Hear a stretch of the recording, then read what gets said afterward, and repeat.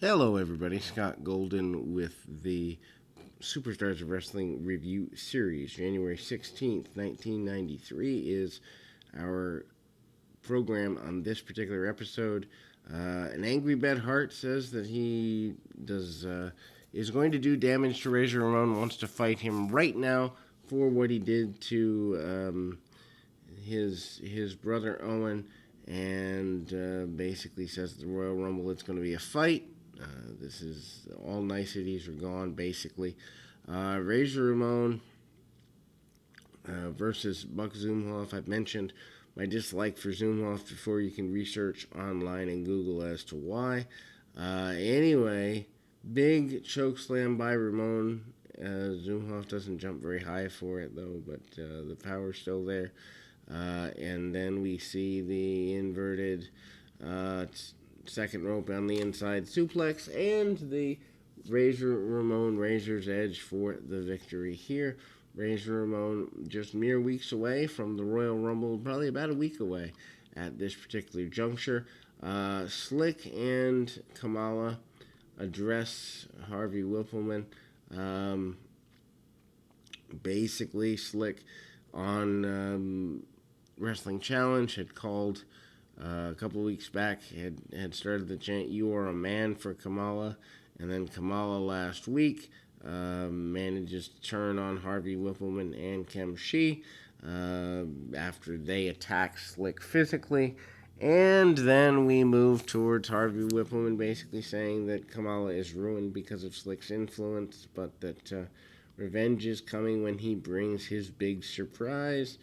We move to the Nasty Boys versus Mickey J and Rock Warner. Not particularly a super, important match here. Obviously, an enhancement talent match. Nasty Boys, full-fledged baby faces here. Doink in the aisleway making trouble. Pump handle slam, Pity City pit stop for the Nasty Boys, power slam by Knobs, elbow drop by Sags, and we are done with that match. In quick order, HBK addresses Marty Jannetty, basically says Jannetty is the weak member of the Rockers. Shawn Michaels will remain the WWF Intercontinental Champion at the Royal Rumble. Says that Sherry will be in his corner because he's the only man that matters. And then we move to Crush against W.T. Jones. Not sure what W.T. stands for. Certainly not Way to Go.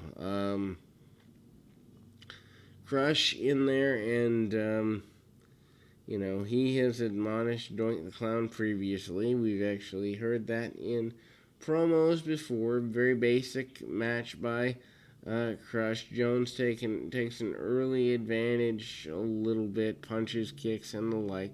Crush sends his opponent back in, beals him across the ring, and Crush manages to grab the head vice and the victory. Doink the Clown comes out, blocks Crush's way, manages to take off a prosthetic arm and crack Crush over the back with it. This leads to a knockout, also leads to what is later termed a concussion, which is not a good thing. Crush carried out on a backboard. He's gone for quite a while here, several months.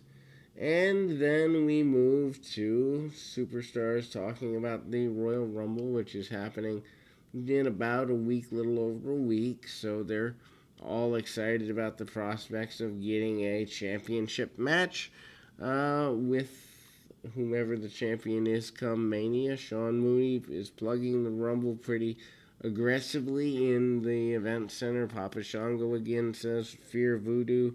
Fear his ability to win the Rumble. Doesn't matter how many people there are, he's going to win. Mr. Perfect says he's out to get Ric Flair. He's out to handle Ric Flair once and for all. And that along the way, it was his advice that got Flair the victory at last year's Royal Rumble. This year, he's doing it for himself, so that Kurt Hennig will go on to WrestleMania.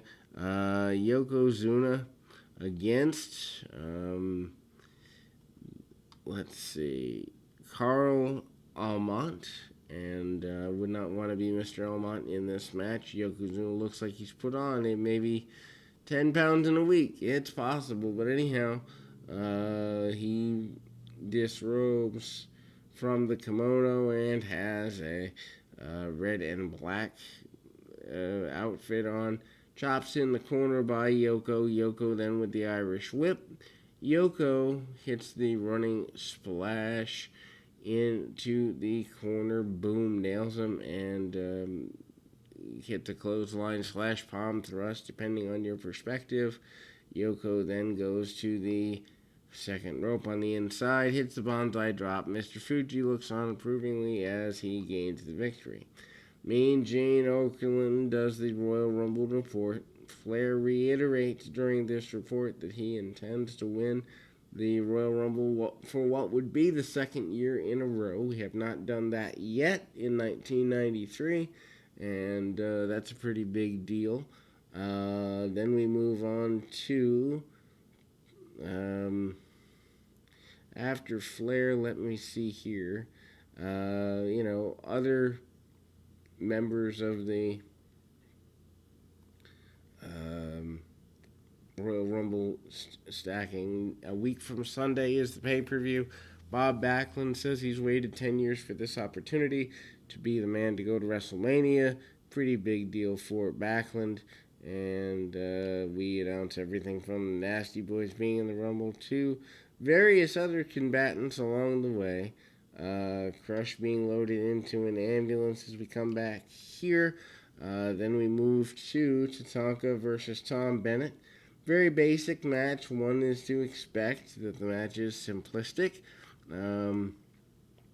Tatanka is a guy who manages to stay on top of the babyface ranks for several months. Chops primarily from Tatanka, although it's not the only thing he can do. It's just one of the things he does consistently well.